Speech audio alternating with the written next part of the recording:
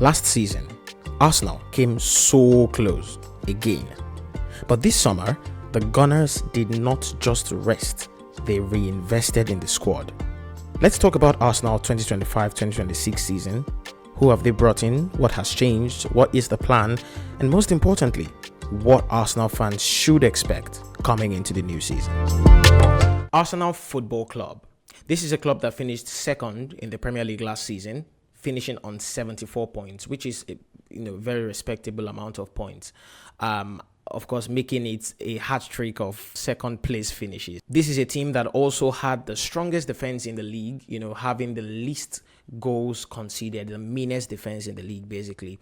Also, had their fair share of injuries and, consistency issues, but they still did fairly okay as far as the league is concerned. They went all the way to the semi-finals in the UEFA Champions League, falling to Paris Saint-Germain, who went on to win the tournament in the semi-final stage, beating Real Madrid in the, famous home and away. Well, it was a great time for Arsenal fans for the most part last season. They did well enough, got far in the Champions League, were just not able to get over the line in the Premier League title race for the third straight season. Arsenal have been criticized for wasting points and failing to win silverware. The last silverware they won was the FA Cup they won in 2020, the first few months of Mikel Arteta's reign. They, of course, won the Community Shield a couple times after that, but, when we're talking about silverware, for a club of Arsenal stature, that shouldn't be considered like a main piece of silverware. So let's look at their preseason. How have Arsenal prepared for the season in terms of the friendly games they have played and their transfer activity? Of course, we know these things. It's just as a recap. We know basically what Arsenal have done in the off season. Of course, signing Noni Madueke, a winger from Chelsea, of course, signing him for £52 million, basically.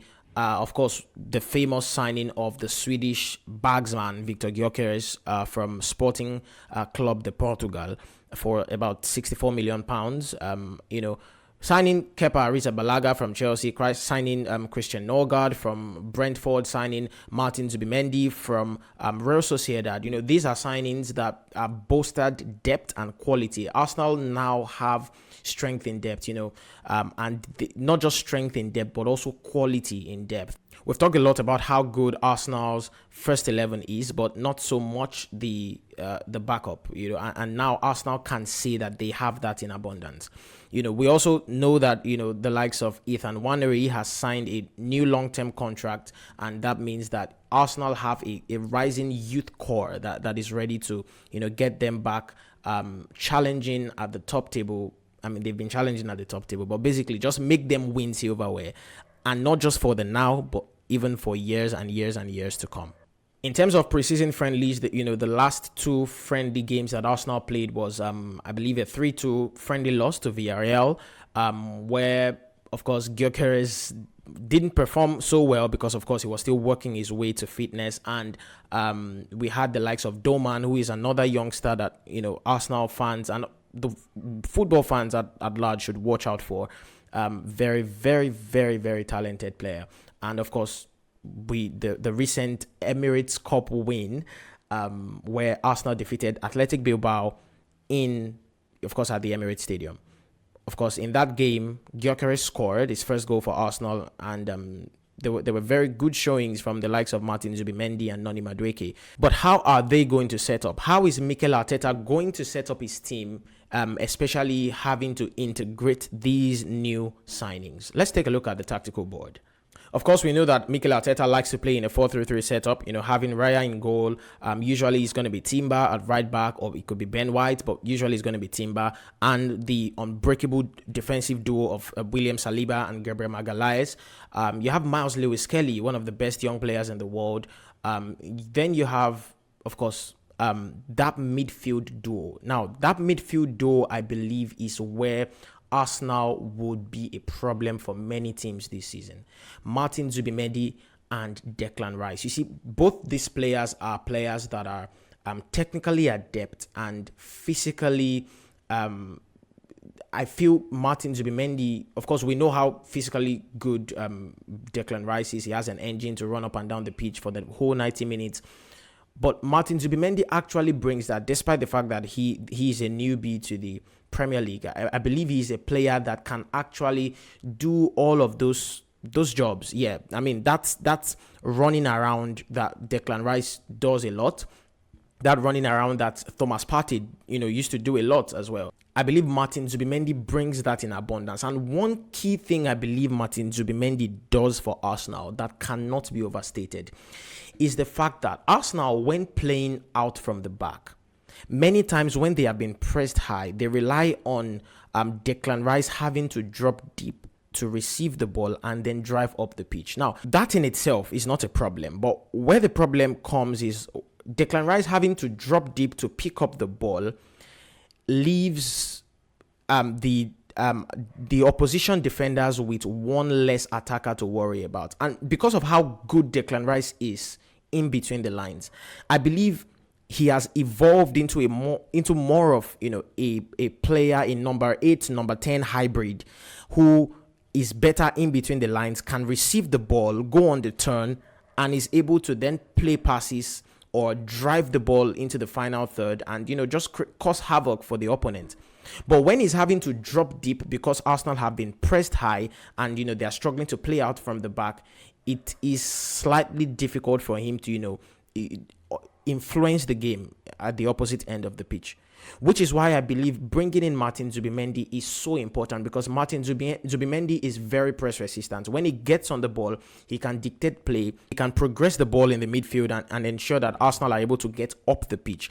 And like I said, it does two things. First, Arsenal are able to much more easily and frequently get up the pitch without losing the ball in dangerous areas. And it allows the likes of Declan Rice and Martin Odegaard not to drop deep, stay up, stay in the half spaces, stay in between the lines, receive the ball, get on the half turn, and start to, cause nightmares for the defenders. I think this is where Martin Zubimendi becomes very, very important for Arsenal. And of course, you have the front three of Bukayo Saka, Victor Gyökeres.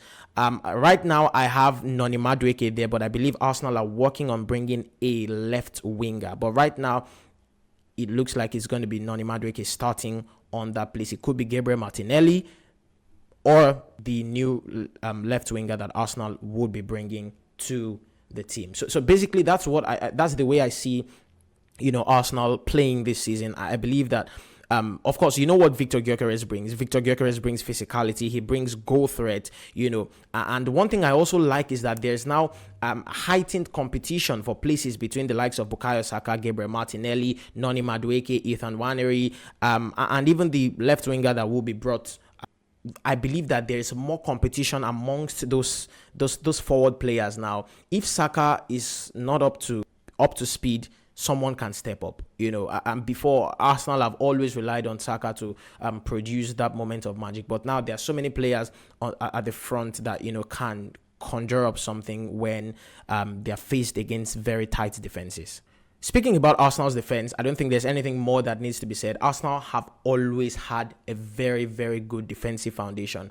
And, having Saliba and Gabriel, like I said, unbreakable defensive duo with, the likes of Jurriën Timber. You still have the likes of, Ricardo Calafiori, of course, Miles Lewis-Kelly, Benjamin White, etc. These are players that can, do the job defensively. And of course, the new signing, Christian Mosquera, I believe, is also another player that is going to be very, very important, especially when, you have to rest either Gabriel or Saliba. There is cover across the entire pitch now. And that is what would help Arsenal to be able to attack on all fronts, in the Premier League, in the Champions League, and even in the domestic competitions as well.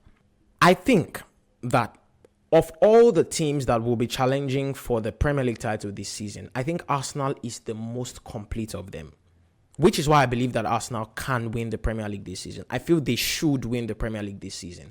Arsenal fans, if Mikel Arteta does not deliver the Premier League title this season, with how long he has had to build this squad, I think questions should be asked of him if he is the right man to actually take this team over the line. Because I believe he has everything that he needs. If Arsenal should indeed go and get a left winger, I mean, that is a team that has little to no weaknesses. Of course, no team has no weaknesses at all, but there are very little weaknesses in that Arsenal team compared to the likes of Liverpool. And I'm going to make a video on Liverpool and Manchester United and Chelsea and the rest of them. I'll make a video on them later. But this is the first video I'm recording. That's why I'm speaking like this. But yeah, that's what I believe. I believe Arsenal has the strongest team, has the strongest spine of all the teams that would be competing at the top end of the Premier League table this season. So realistic expectations for Arsenal, they can expect to win the Premier League. I wouldn't say they can expect to win the Champions League, but they can expect again another deep run in the Champions League. And I mean, who knows? I'm not saying Arsenal win the Champions League. I'm not saying that, but I mean, it's football. Anything can happen. But I believe they can truly expect to win the Premier League title. My predicted expectation is that Arsenal will win the Premier League or a piece of silverware. I don't know what that piece of silverware would be, but I feel like I just have a feeling that this is the season where Arsenal goes on to win something. I'm not an Arsenal fan, by the way. It's just my gut feeling. Looking at how everything has turned out for not just for Arsenal, but for every other team around them, I think it's most likely going to be this season. So yeah, new faces, new tactics, but one aim. The aim still remains for Mikel Arteta and his Gunners. Silverware, Premier League title, win something, go, get over the line finally. Is this going to be the season? What do you think, Arsenal fans? Do you think this is the season where Arsenal finally put those ghosts of near success behind them finally? Is this going to be the season? If you think this is the season, do it to get into the comments and let us know what you think. This is the Football Slides TV. My name is Goodness Eze, and we have much more content coming up for this new season. I'm excited for the new season, and we can't wait to get started. Arsenal take on Manchester United on Sunday. I'm going to be covering that match. We will be covering the match at just the way we do on this channel. We'll be covering it at the viewing center. We'll be getting the views of fans where I am. And, it's going to be a good time. So stay tuned for that content. This is the Football Slides TV. Do well to like the video, subscribe to the channel, and expect more content. So click on the notifications bell so that you're notified when there's new content on the channel.